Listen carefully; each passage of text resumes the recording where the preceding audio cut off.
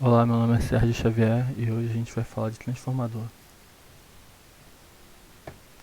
Bom, até agora que a gente viu foi o transformador ideal, ou seja, é um transformador teórico, ele não tem perdas e a mesma potência que chega no enrolamento primário é a que chega no enrolamento secundário. Só que no transformador real isso não acontece, existe perdas no enrolamento. Então a potência que chega no primário já não vai ser igual à potência do secundário. Isso só por causa das perdas, ok? Aqui tem uma tabelinha de exemplos de eficiência, onde tem um valor de potência no primário e no secundário tem outro valor.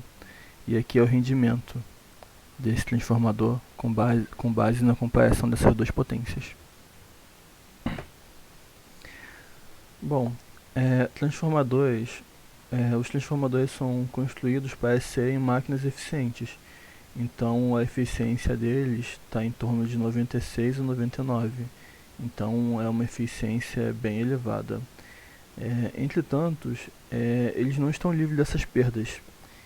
E o rendimento desse transformador vai variar de fabricante para fabricante. E mesmo o transformador de uma mesma marca, com os mesmos dados, um vai ter uma certa diferença de rendimento para o outro, ok? Então, o que os fabricantes fazem antes de vender o transformador é fazer testes para saberem a eficiência do próprio transformador. Aí algumas informações aqui interessantes. Estima-se que cerca de 14% de toda a energia elétrica gerada no Brasil são consideradas, são consideradas essas perdas técnicas e comerciais no sistema de transmissão e distribuição de energia elétrica. E 30% dessas perdas técnicas se devem às perdas do núcleo do transformador. Bom, para quem não sabe, a energia que chega em nossa residência, ela sai da usina elétrica e passa por diversos transformadores. Primeiro para aumentar essa energia elétrica, para que não haja perda de energia durante a transmissão. Então o transformador se mantém com a potência, então a tensão dele é aumentada. Se a potência se mantém, a corrente diminui.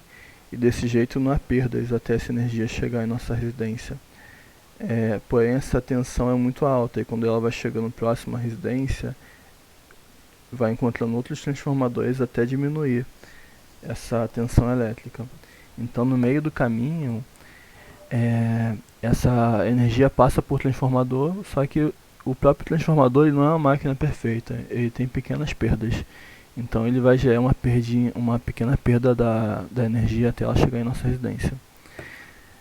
Portanto, entender como se dão essas perdas nos transformadores e meios de determiná-las pode ser um fator importante para melhorar a eficiência energética de uma instalação.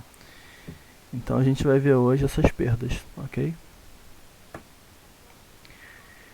A gente vai fazer aqui uma pequena revisão do que a gente viu até agora. O transformador pode ser basicamente dividido nos seguintes elementos: enrolamentos, que são os fios de cobre, pode ser de seção circular ou retangular, e ele tem isolamento, que normalmente é com esmalte ou papel.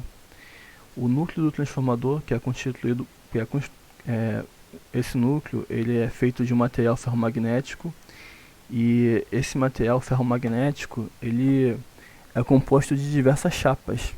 Quem já teve a oportunidade de abrir um transformador vai ver que ele é formado de o núcleo dele, o núcleo de ferro é formado por pequenas chapas entrelaçadas entre si, ok? Essa chapa contém um pequeno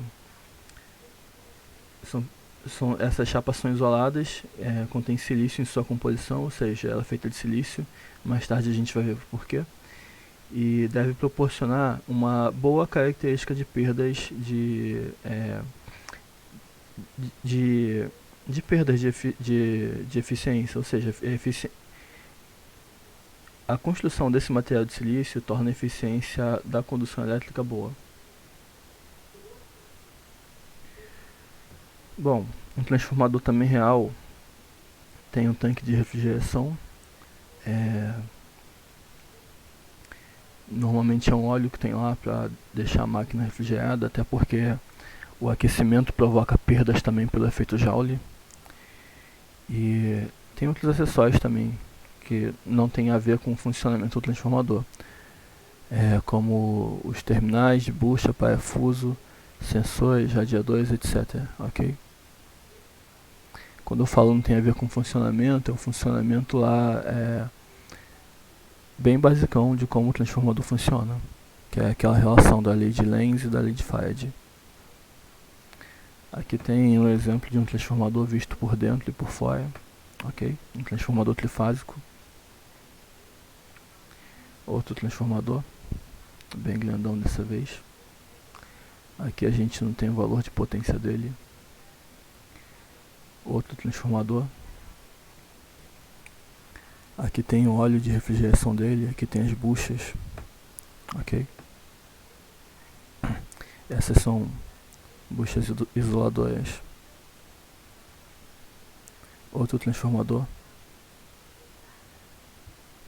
Outro aqui com uma potência bem alta de 40 MV e a tensão de entrada é de 138 barra 13,8 kV, ou seja, entra 138 kV e sai 13,8 kV, ok?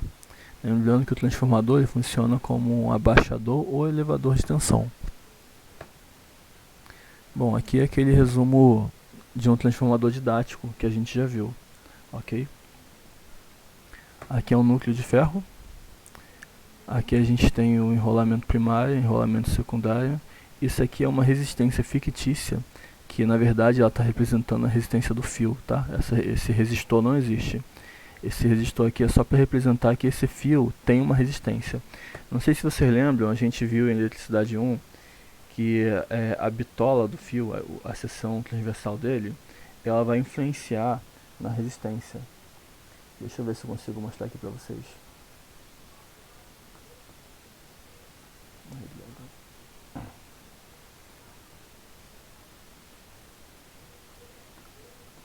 Para quem não lembra, resistência elétrica, isso aqui é a segunda lei de Ohms, é igual ao coeficiente de resistência, que é uma letra grega chamada φ, vezes a distância, dividido pela área ou seção transversal.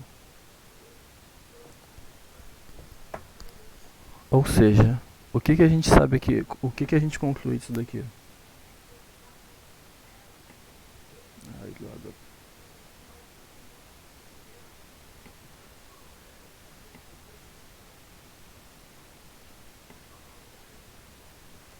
O que a gente conclui aqui? A resistência do fio, ela tem a ver com a construção do material, né? No caso, um material de cobre vai apresentar um coeficiente de resistividade diferente de um material de alumínio. Então essa letra grega aqui, chamada Rho, para quem lembra ainda de eletricidade 1, e vocês devem ter visto isso também em instalações elétricas, ela tem a ver com a construção do material que está conduzindo, o tipo do fio, se é um fio de cobre, se é um fio de alumínio. Então, dependendo do material, ele vai apresentar maior ou menor resistividade. A resistência também tem a ver com o caminho, o caminho que o fio faz. Se o fio tem, a distância no caso, né? Se o fio tem 10 metros, ele vai apresentar maior resistência do que um fio de 1 metro, porque a corrente vai percorrer um caminho maior para chegar ao seu destino final. Logo, se ela vai percorrer um caminho maior, a resistência que ela vai enfrentar ao longo desse caminho é maior, ok? Um fio com uma menor distância vai apresentar menor resistência. E o outro fator é a bitola do fio. Para quem não lembra, se eu tenho um fio com uma bitola pequenininha e eu tenho outro fio aqui com uma bitola grandona, bitola, seção transversal ou área, é a mesma coisa, tá? Bom, aqui o fio vai passar, a corrente no caso vai passar com bastante facilidade.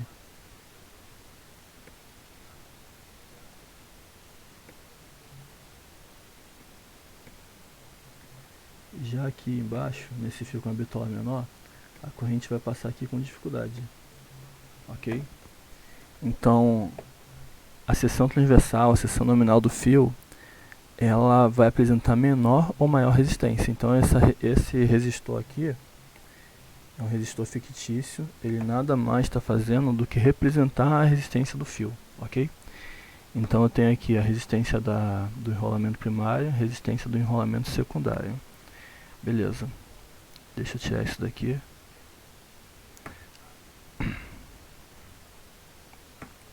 Bom, aqui eu também tenho o fluxo mútuo, produzido pelo efeito combinado das correntes no primário e do secundário. Bom, vocês já viram no funcionamento prático do transformador que a bobina primária vai gerar um fluxo magnético na bobina secundária e vice-versa, ok?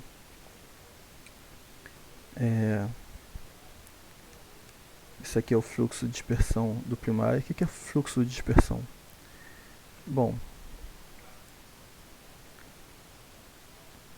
revisando as aulas iniciais, a gente sabe que o fluxo magnético está passando por aqui. Ok? Desenhar um pouquinho maior. O fluxo magnético está passando aqui. Esse aqui é um núcleo de um material ferromagnético, onde ele conduz com facilidade o campo elétrico. Entretanto, parte do campo, ele passa por aqui, pelo ar. E ele passa por aqui com muita dificuldade. Parte do campo também passa por aqui. Só que ela passa com muita dificuldade. Então isso daqui é o fluxo de dispersão do primário, ou seja, está levando em consideração o campo magnético que está passando fora desse material ferromagnético. E a mesma coisa vai acontecer aqui no secundário. R1 é a resistência do primeiro enrolamento, R2 é a resistência do segundo enrolamento, como a gente já viu. Ok? Vamos seguir. Ainda na revisão, o transformador real possui as seguintes características.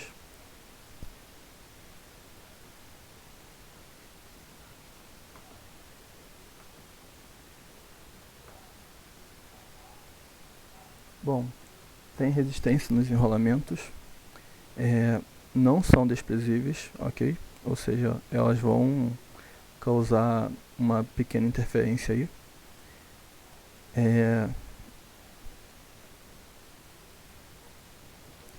A permeabilidade magnética do núcleo é infinita. Portanto, é necessário haver uma corrente de magnetização não nula e a relutância do núcleo é diferente de zero. Depois a gente vê isso melhor.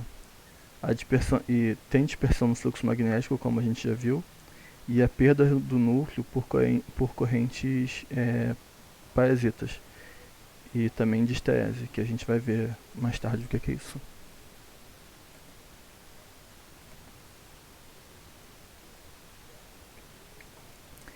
Isso aqui é um circuito fictício de um transformador. Na verdade é um circuito, a gente chama de circuito equivalente.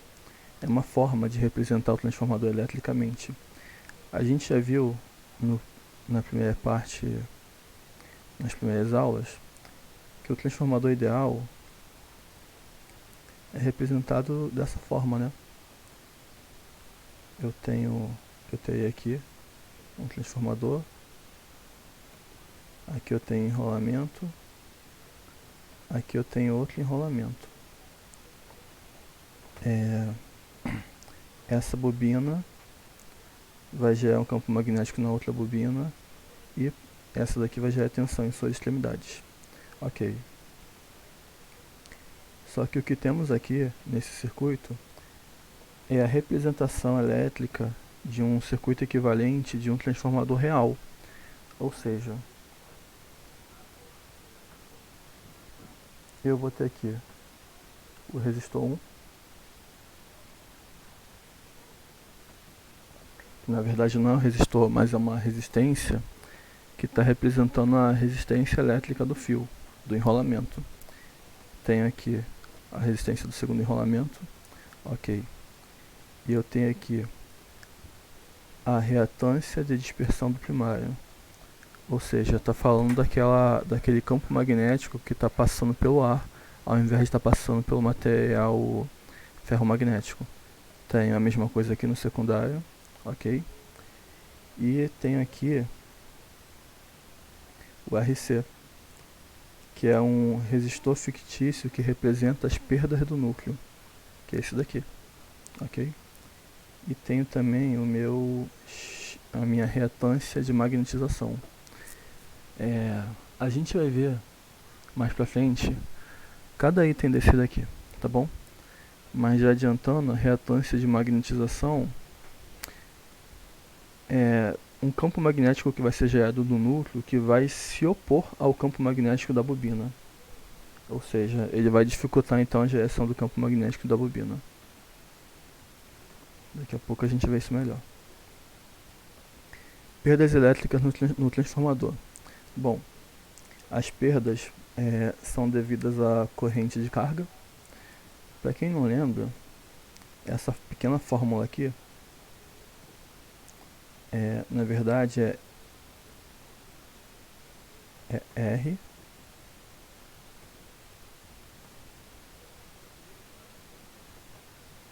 vezes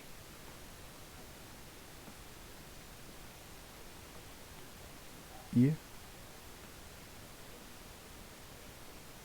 ao quadrado. Desculpa aí pela minha letra, tá? Para quem não lembra, a gente vê a eletricidade 1, isso aqui é a fórmula da potência. Mas que potência é essa aqui? Está se referindo à potência de onde? Na verdade, está se referindo à potência, a potência perdida. Para quem não lembra, a potência tem a ver com o efeito Joule. Um resistor que consome uma certa potência, na verdade, ele está pegando aquela energia e transformando em energia térmica. E isso aqui é a mesma coisa. Isso aqui está falando da potência de perda do fio. Ou seja, aquela potência que está passando pelo fio e está se transformando em energia térmica. Ou seja, é a própria resistência vezes a corrente. Ok? Porque como a gente está falando de um fio, não dá para calcular a tensão ali em cima do fio porque ela é praticamente zero.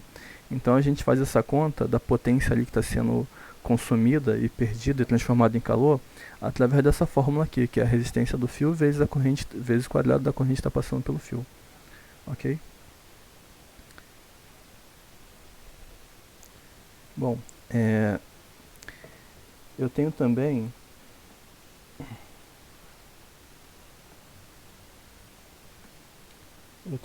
as perdas devido à corrente de excitação. Corrente de excitação, a gente vai ver tudo isso, mas já adiantando.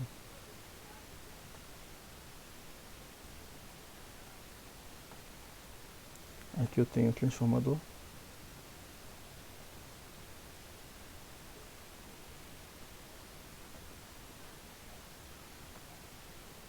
Aqui eu tenho o transformador. A tensão está entrando aqui. E aqui deveria estar ligando uma carga. Mas o transformador não está ligando nada. O transformador está em vazio. Porém, mesmo ele estando em vazio, aqui está passando uma corrente. Corrente I1. Ou seja, a corrente do primário. Aqui não está passando corrente nenhuma, porque o circuito está aberto, o transformador está em vazio. Aqui a corrente é igual a zero, é a corrente do segundo enrolamento. Essa corrente aqui que passa quando o transformador está em vazio é a corrente necessária para gerar um campo magnético aqui dessa bobina para outra. Lembre-se, só vai haver campo magnético se houver variação de corrente, se houver corrente passando ali pelo condutor. Não variação, se houver corrente passando. Essa corrente de excitação é a corrente necessária para gerar esse campo magnético. Ou seja, então mesmo o transformador em vazio, ele está consumindo uma corrente que é bem pequenininha, mas está consumindo. Ok? Ok. Perdas por corrente parasita.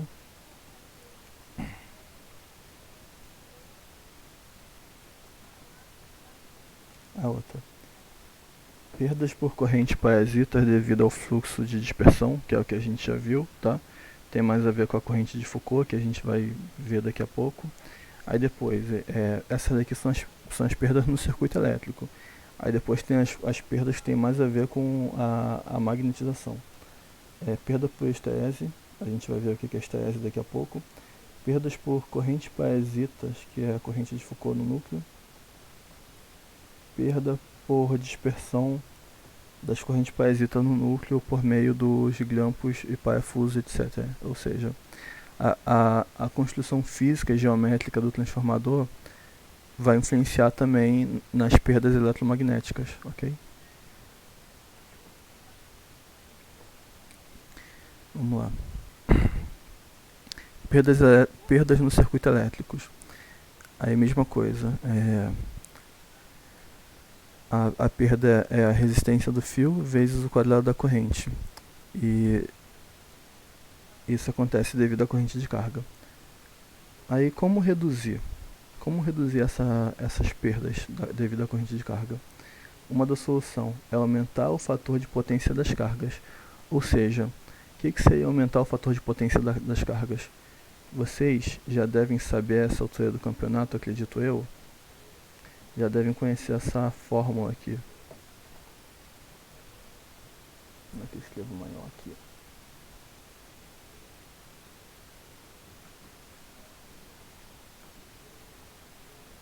S é igual a V vezes Z. S é a potência ativa, ou seja, a potência total. E eu tenho outras potências também. A outra potência que eu tenho é a potência P. S é a potência aparente, P é a potência ativa.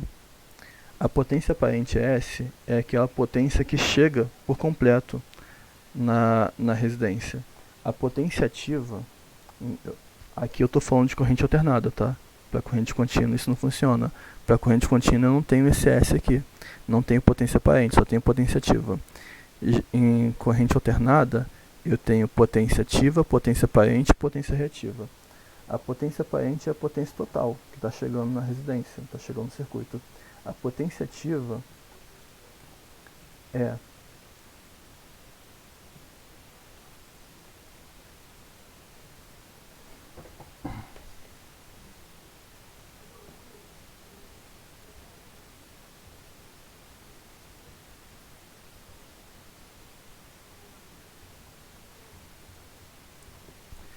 a potência ativa. Opa, escrevi errado aqui. A potência ativa é aquela potência que vai gerar trabalho útil, que vocês devem estar vendo isso com o professor de eletricidade 2, já devem ter visto. É aquela potência que vai gerar trabalho útil. Eu tenho outra potência também.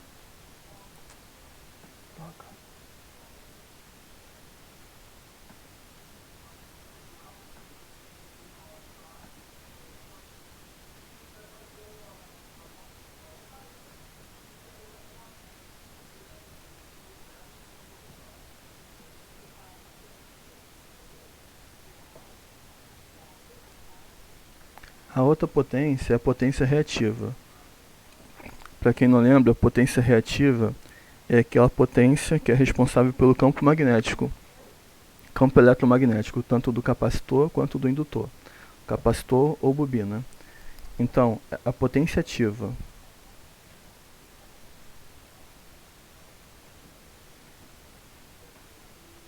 é a potência que vai gerar trabalho útil.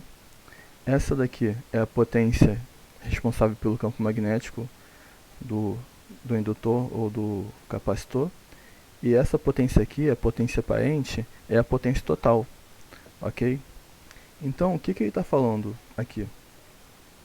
Aumentar o fator de potência das cargas. Seria você trabalhar com uma carga que tenha a potência ativa mais próxima possível à potência do transformador. Se eu tenho um transformador qualquer, e a potência dele é 500 volt-ampere. Eu tenho que trabalhar com uma potência ativa mais próxima possível desse valor, que seja abaixo de 500 volt-ampere, porém bem próxima.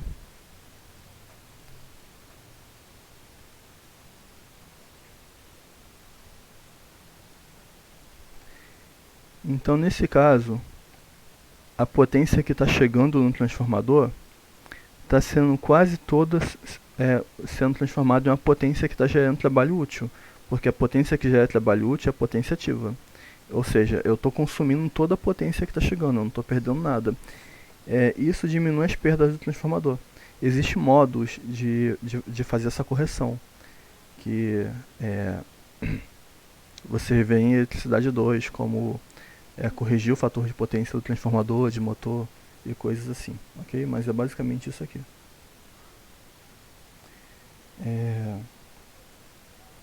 Vamos lá. Outro método também de diminuir essas perdas é aumentar a seção transversal dos condutores, repetindo. Eu mostrei para vocês a seguinte fórmula. Resistência do fio é igual a resistividade do material, que é uma letra grega chamada φ, vezes o tamanho do condutor dividido pela seção nominal, pela área ou seção nominal, ok? Só que se eu tenho uma resistência muito alta, essa resistência do fio vai gerar perdas, vai fazer com que o condutor aqueça, então não é bom. Então um modo de corrigir isso no caso o fabricante que tem que fazer, né, é aumentar a seção transversal do condutor, que é aumentar o S, ok? Desses condutores do enrolamento, e também reduzir o comprimento desses condutores, ok? Reduzir o comprimento, isso aqui, ó. Beleza? Vamos lá. Perdas devido à corrente de excitação podem ser desprezadas por serem muito pequenas. Em geral, a corrente de excitação é cerca de 5% da corrente do transformador. Lembrando, a corrente de excitação é aquela corrente que vai passar pelo transformador necessária para gerar o campo magnético. Normalmente a gente consegue medir essa corrente quando o transformador está em vazio. Quando o transformador está ativo, está ligado a uma carga, e a gente vai medir a corrente na primária, a gente está medindo a corrente de excitação mais a corrente necessária para alimentar a carga, ok? Perdas no circuito elétrico. A primeira, perda por corrente parasita devido ao fluxo de dispersão. Bom, são perdas de difícil cálculo e que normalmente são adicionadas como um percentual fixo nas perdas devido à corrente de carga. A determinação deste percentual é experimental e varia conforme o tipo de transformador. Existem ensaios que a gente pode fazer para descobrir essa perda, mas normalmente quem faz é o fabricante. Essas informações já vêm na plaquinha lá. Mas é possível um técnico fazer também esses ensaios, que é fazer ensaio com transformador vazio, ensaio de curto-circuito e outros ensaios. Em geral, essas perdas são proporcionais ao fluxo de dispersão, à massa do cobre e ao quadrado da dimensão de cada condutor pelos quais passa o fluxo da dispersão. Beleza? Então também tem a ver com a geometria do transformador, de como das dimensões do núcleo, dos metais que estão ali na carcaça do próprio transformador, que isso vai influenciar também na perda de dispersão, coisas assim. O único fator que pode ser alterado para reduzir as perdas é a dimensão dos condutores.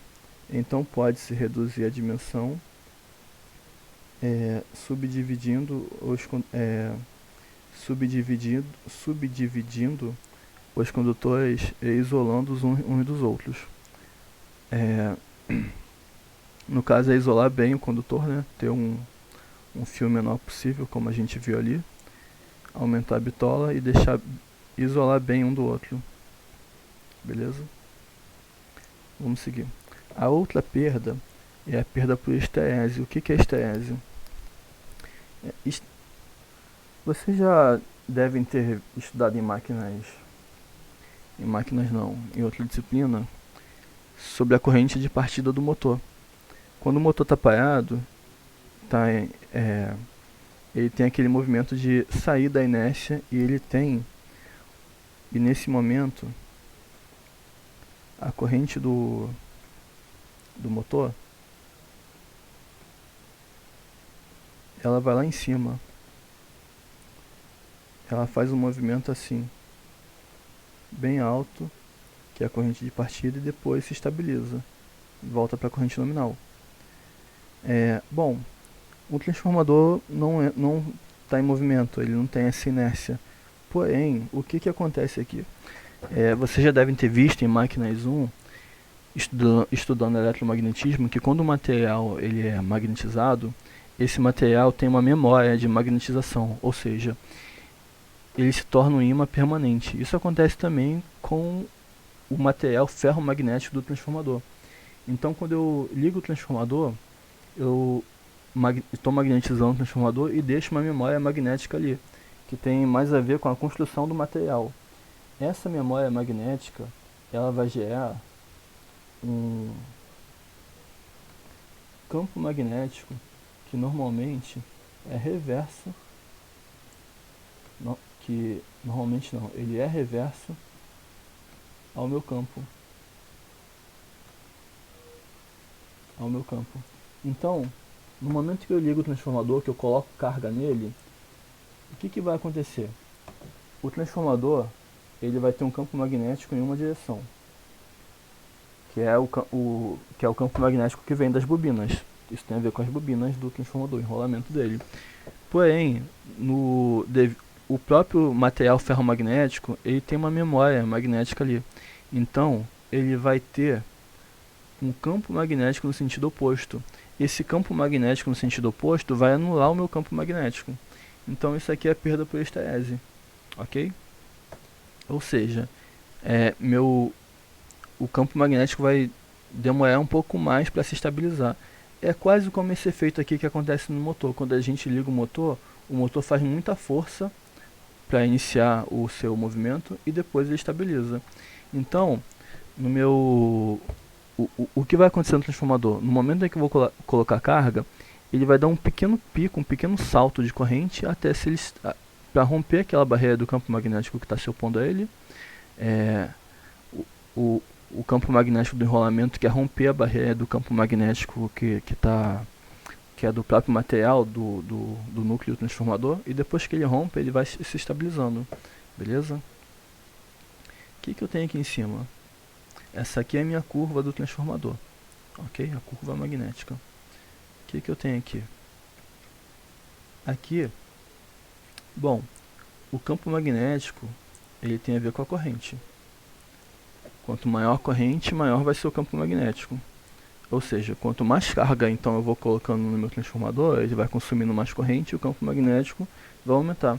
Só que chega um momento, esse campo magnético aqui, ele é diretamente proporcional ao material ferro-condutor, ao material do núcleo. Vai chegar um momento que não importa a corrente que está passando ali, aquele material só consegue conduzir aquela determinada quantidade de campo eletromagnético. Então, quando isso acontece, a gente chama de saturação, ou seja, ele chegou no seu limite máximo. E aqui a saturação reversa, que acontece também. Para quem não lembra, em corrente alternada, eu tenho isso aqui. Eu tenho uma tensão que vai aumentando. Opa, tá errado. Eu tenho uma tensão que vai aumentando, vai descendo, como se fosse uma senoide. Por consequência, se a minha tensão faz isso, a minha corrente também vai fazer isso. A minha corrente vai acompanhar a minha tensão. ou vai tentar acompanhar. Não estou dizendo que isso aqui vai estar defasada, mas o movimento vai ser o mesmo. E o meu campo magnético, opa, e o meu campo magnético vai acompanhar a minha corrente, ok? Então ela tem seu limite de saturação máximo e mínimo.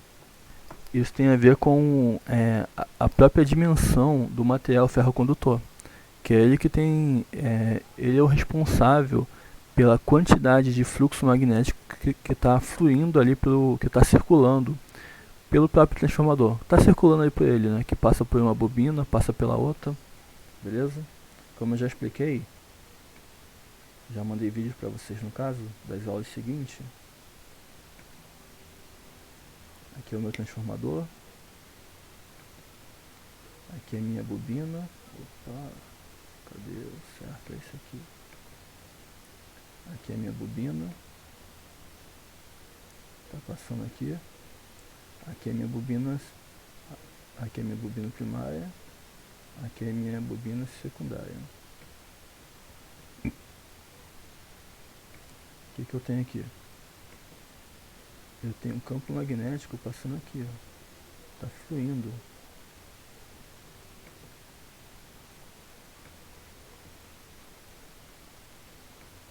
Tá fluindo por aqui. Ok? Vejam bem. Quanto maior for esse material ferromagnético, quanto maior for as dimensões dele,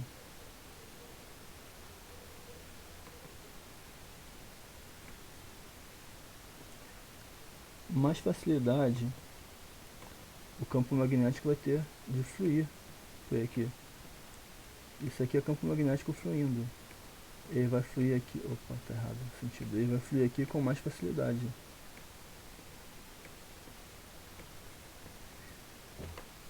Mas vai chegar um momento que, mesmo aumentando a corrente, eu vou chegar no limite disso daqui. Ou seja, eu cheguei na saturação do transformador, que é o limite que ele tem de corrente, de campo eletromagnético, ok?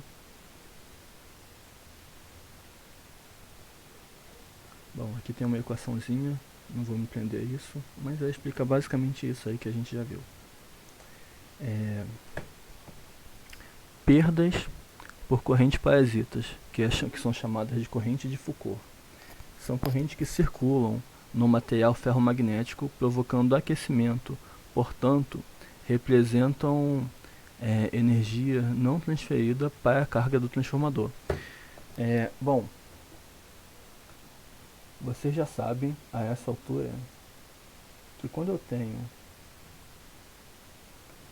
um fio,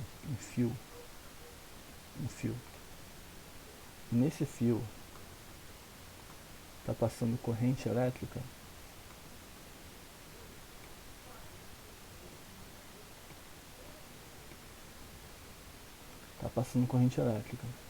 então em volta desse fio eu vou ter também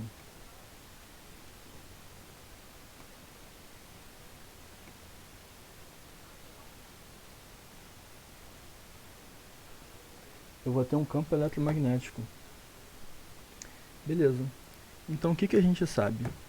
A gente sabe que quando tem corrente passando, corrente se movimentando, a gente sabe que tensão já é corrente. Se tem tensão em um circuito fechado, vai ter corrente. Ok.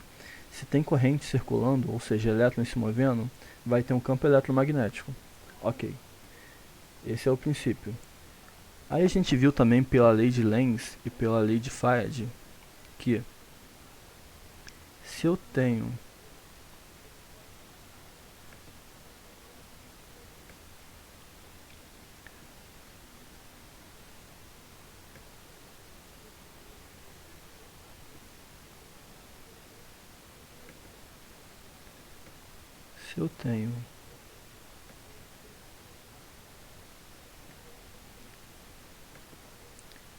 um campo magnético,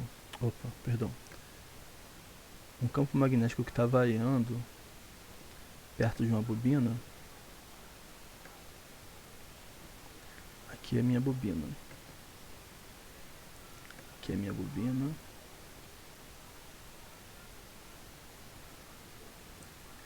nas extremidades dessa bobina, eu vou ter o meu voltímetro.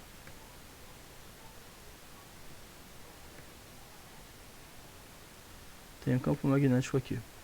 Esse campo magnético está fazendo um movimento. Eu estou pegando esse ímã, o ímã tem campo magnético, tá?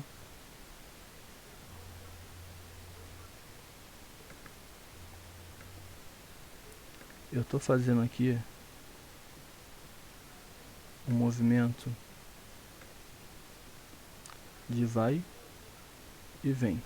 Ou seja, eu estou movimentando meu ímã próximo à bobina. Conforme eu vou movimentando meu ímã próximo à bobina, essa variação de campo magnético vai gerar uma tensão aqui nessa bobina. Essa tensão vai gerar uma corrente e vai gerar essa corrente vai gerar outro campo magnético aqui, ok? Isso só acontece se o campo magnético estiver variando. Esse é um princípio de geração de corrente alternada. É assim que o gerador funciona, com esse princípio. No meu transformador, para quem não lembra, vou fazer aqui mais uma vez. O meu transformador é isso aqui. Quer dizer, a energia que passa no meu transformador é isso aqui.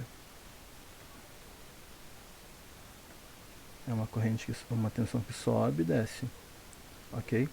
Essa tensão que sobe e desce vai gerar também uma corrente que sobe e desce. Essa corrente, por sua vez, vai gerar uma tensão. Vai gerar um campo magnético que sobe e desce. Ou seja, um campo magnético que está variando. Então, dentro do núcleo do meu transformador, aqui dentro, desenhar aqui em cima. Aqui dentro do meu núcleo, esse aqui é o meu transformador.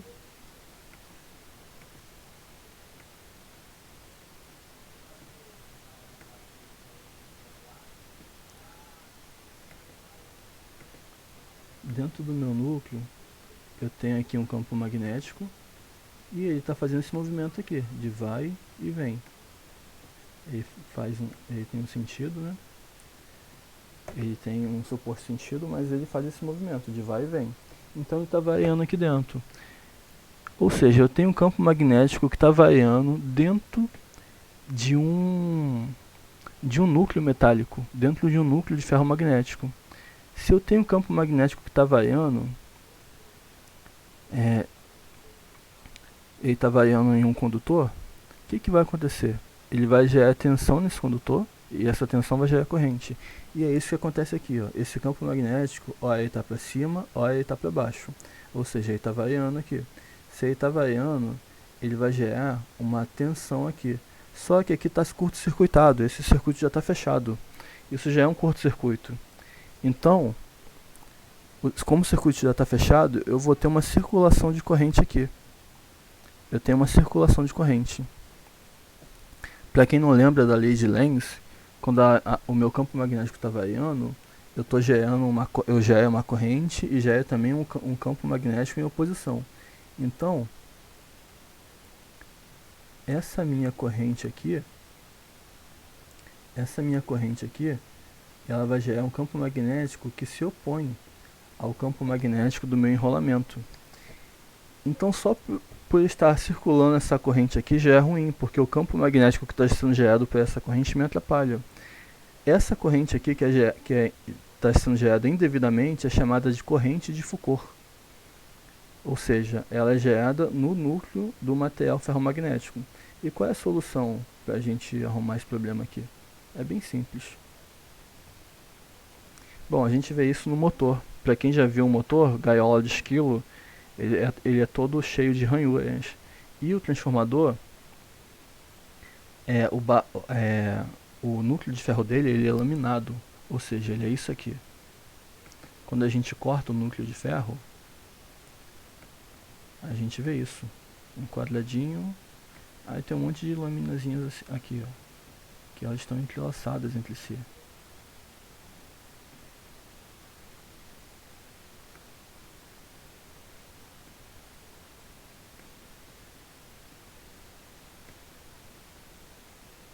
Ok?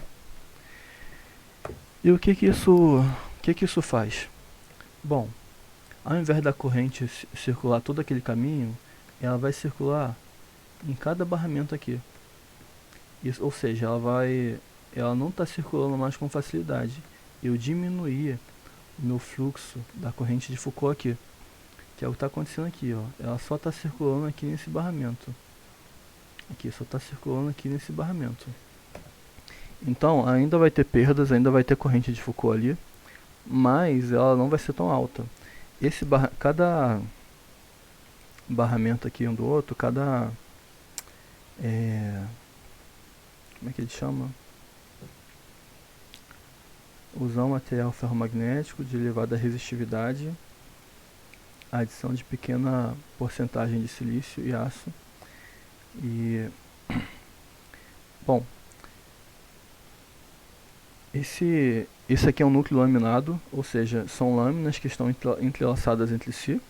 Isso dificulta o fluxo da corrente também. A corrente de Foucault, ela está passando aqui com mais dificuldade. Além disso, esse material ferromagnético, ele agora tem uma resistividade alta.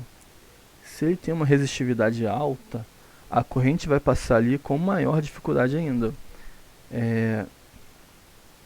Esse material é o silício, no caso, ou seja, o silício é um material que ele tem um bom fluxo magnético, mas a resistividade elétrica dele é alta. Então ele vai dificultar a existência dessa corrente de Foucault. Além disso, também tem um pequeno isolante aqui, ó, entre cada lâmina. Na verdade, uma cola, uma resina, que dificulta a condução da corrente elétrica de uma plaquinha para outra. Então a corrente elétrica circula só nessa plaquinha aqui de cima. A de baixo vai circular só na de baixo e vice-versa. Beleza, pessoal? Vamos seguir.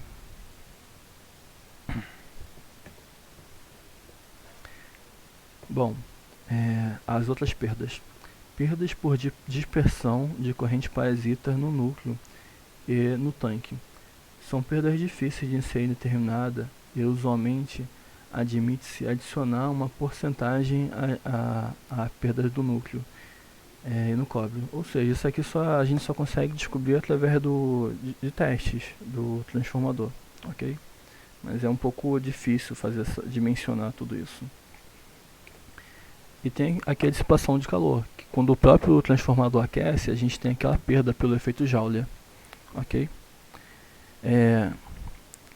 Aí, como ele faz para evitar isso? Bom, ele no próprio projeto do transformador tem radiadores. Radiador é um equipamento que faz a dissipação de calor, tem ventiladores também, e os transformadores têm um óleo aqui dentro que refrigera eles, ok? Isso aqui, ó, essas barrinhas são os radiadores, ou seja, ele serve para refrigerar. Para quem não sabe, quem já teve a oportunidade de abrir um computador, tem ali o cooler do computador, que é aquele ventiladorzinho, e tem um pequeno tem um material de alumínio ali nele, né? Aquele material é o dissipador de calor. É isso que tem aqui no transformador, só que o do transformador não é de alumínio, que são aquelas barrinhas que são feitas nada mais para que o transformador tenha maior contato com o meio, e tendo maior contato com o meio, ele vai perder calor com facilidade, ok? Beleza? Rendimento. Os transformadores são projetados para operar com alto rendimento, como a gente já viu. Os seguintes aspectos contribuem para que os transformadores operem com valores baixos, com valores de perda baixo. O transformador é uma máquina estática, ou seja, não tem partes rotativas. Não apresenta, portanto, perda por atrito no eixo e por resistência do ar no entre-ferro, que é o caso do motor. Ok? O transformador, apesar de ter o mesmo princípio de funcionamento do motor, ele é uma máquina estática. O mesmo princípio que eu falo em relação à bobina, tá? Que vai gerar um campo magnético, porque o transformador não tem o lance da defasagem das bobinas. Ele não vai precisar rodar, não vai precisar se movimentar. Mas a questão do campo magnético das bobinas, o funcionamento é o mesmo, exceto pela posição da defasagem de 120 graus que tem no motor. Outro item. O núcleo é constituído por placas laminadas e dopadas de material de alta resistência elétrica, as quais têm o objetivo de minimizar as perdas por corrente parasita, que é o que a gente acabou de ler. Os núcleos são dopados por silício, e o silício apresenta alta resistividade elétrica, porém conduz muito bem o campo magnético, e isso dificulta que a corrente de Foucault flua ali com facilidade. E por consequência, se vai ter menos corrente de perdas, o campo magnético oposto gerado por ela vai ser menor também. Materiais com alta permeabilidade magnética são utilizados para diminuir as perdas por esterese. Aí aqui se faz uma engenharia de materiais, né, que se faz uma pesquisa para ver qual o material mais adequado a utilizar, mas é um material que tem menos memória magnética para que isso não aconteça, para que não aconteça aquele efeito de esterese, ok? Transformadores de alta potência apresentam um rendimento de em torno de 99%, ou seja, bem alto. Nesse caso, a corrente que está chegando no primário é quase igual à corrente que está chegando no secundário. Um transformador perfeito ideal a gente só vê em papel, só vê na prática, só vê na teoria, em sala de aula. Mas na prática a gente vai ver que o transformador vai ter sempre alguma perda, como tudo na vida. O próprio fio, por exemplo, quando a gente está trabalhando em eletricidade 1, a gente não considera a resistência do fio. Mas como vocês já estão vendo aqui, o fio vai apresentar uma resistência. Então, tudo que a gente vai ver em eletricidade na realidade vai ter a sua resistência. E o transformador é uma delas. Ou seja, vai ter suas perdas. Aqui tem um esqueminha que é a entrada. Trafo, sempre quando aparecer a palavra trafo, é uma abreviação para transformador, tá? Aqui é a potência de entrada e a potência de saída. Bom, e aqui é a potência das perdas. Como é que isso é calculado? É a potência de entrada menos a potência de saída, ok? Então a potência das perdas é o que está entrando menos o que está saindo. Ou seja, aqui a gente mede a tensão e a corrente que está entrando, aqui a gente mede a tensão e a corrente que está saindo. Com esses valores medidos, a gente calcula a potência de entrada aqui, a potência de saída aqui, diminui um do outro e calcula as perdas. Aqui é o rendimento. O que é o rendimento? É a potência de saída dividido pela potência de entrada. O rendimento nada mais é do que o percentual de eficiência dele, o quanto esse transformador está sendo eficiente. Ou seja, se é que a potência de entrada está sendo igual à potência de saída, se o rendimento for 1, é porque não está tendo perda. Porém, um transformador real não vai dar essa potência, mas pode ser que você encontre o valor bem próximo a 1. Se der 1, é porque a potência de entrada é igual à potência de saída. No caso aqui, o rendimento, vocês vão ver isso também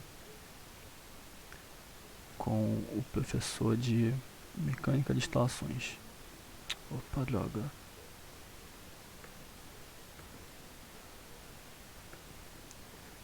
Rendimento é igual a potência de saída sobre a potência de entrada. Se o rendimento for igual a 1, é porque a potência de saída é igual à potência de entrada, então não está tendo perdas, ok? Quanto mais próximo de 1 o rendimento for, melhor. Aqui tem outra fórmula também, mas na verdade vai dar no mesmo. A segunda fórmula é a potência de saída dividido pela potência de saída mais as perdas. Mas a potência de saída mais as perdas é a potência de entrada, então é a mesma coisa. Perdas no transformador incluem perdas do núcleo, que é de ferro, PC, que é perdas por correntes parasitas e perdas de esterese, ok? Perdas no cobre, que ele representa por PCU, que CU é o símbolo químico do cobre, tá? E perdas que são as perdas ômicas, aquelas que a gente viu devido às dimensões do condutor, e ao material do condutor também. Tem a ver com a segunda lei de Ohms. Como determinar essas perdas?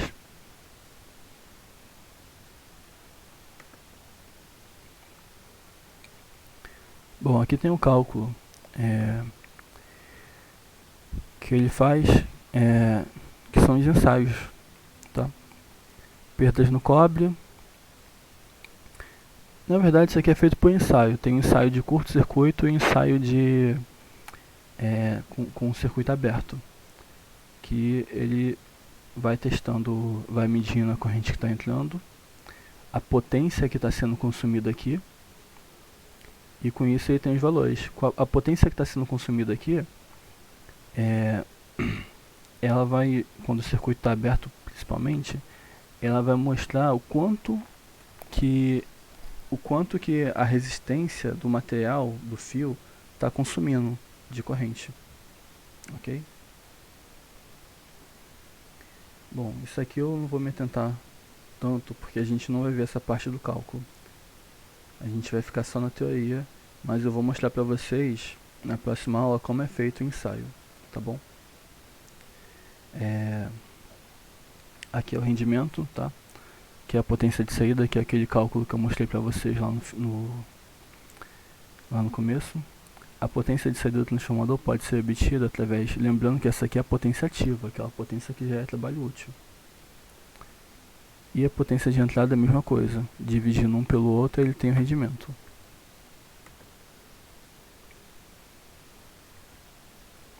Ok, o rendimento dele, como a gente já viu. Condições para rendimento máximo. Considerando que a tensão da carga V2 e o fator de potência tal são constantes, e avaliando somente a variação da corrente da carga I2, tem-se um rendimento tal. Bom, basicamente, o que essa fórmula está dizendo é aquilo.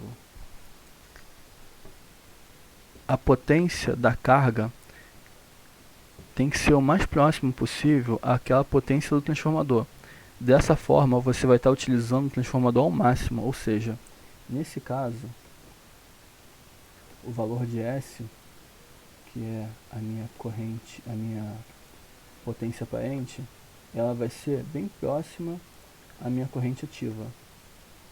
Perdão, a minha potência ativa. A potência aparente S vai ser bem próxima à potência ativa P. Então, eu estou usando quase 100% de toda a potência que eu estou consumindo do transformador. Ok?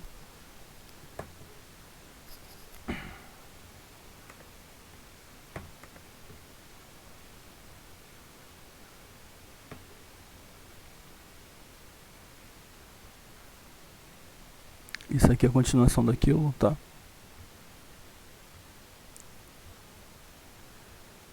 Bom, aqui a gente tem a curva, que é obtida também por ensaios. Usualmente, emprega-se um gráfico que representa a variação do rendimento com a corrente de carga e o fator de potência. Como a gente vai ver aqui, ó, a curva que apresenta o maior rendimento tem um fator de potência igual a 1. O fator de potência igual a 1, para quem não lembra lá em eletricidade 1, é quando a potência aparente é igual à potência ativa. Para quem não lembra também, como é que eu calculo o fator de potência? Fator de potência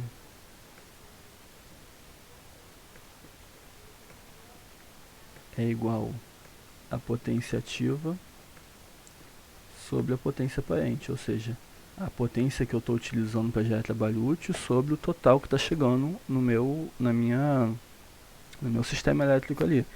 Se está dando 1, é porque elas são iguais, ok? Ou seja, eu estou utilizando ao máximo. Esse fator de potência, para quem não lembra também, a grosso modo é quase como o percentual de energia que de fato eu estou utilizando, que está me gerando trabalho útil. Ou seja, está chegando tanto de energia na minha residência, na minha indústria, no meu comércio, sei lá. E se eu estou utilizando tudo isso, o fator de potência é 1, ok? Se está tendo perdas, no caso, quando eu estou falando perdas aqui, eu estou falando que parte da energia que está chegando, ela está chegando para fazer com que ela está sendo convertida em campo eletromagnético, que é isso que o indutor faz e o capacitor faz também. e a outra parte está gerando trabalho útil. O que o eletrotécnico tem que fazer na empresa? Ele tem o dever de deixar o fator de potência mais próximo possível de 1. E aí tem meios para isso, que eu acredito que vocês já devem ter visto isso em eletricidade 2, ok? Que é a correção de fator de potência, que é aquele joguinho com capacitores.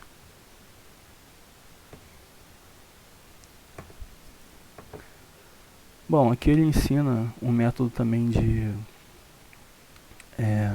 calcular o fator de potência, tá? O fator de potência não, o rendimento, que ele mede a potência por 24 horas, a potência de saída, a potência de entrada, ou seja, ele está medindo o consumo, na verdade, ele está medindo todo o consumo por 24 horas, o consumo que entra, o consumo que sai, ou seja, ele botou um atímetro na entrada do transformador e botou um atímetro na entrada da saída. Não só um atímetro que mede em watt. Opa.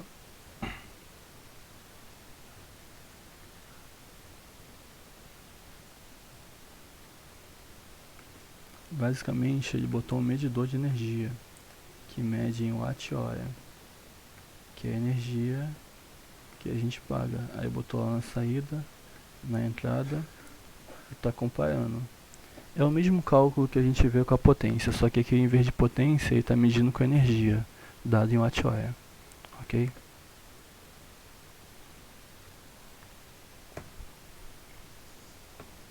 Bom,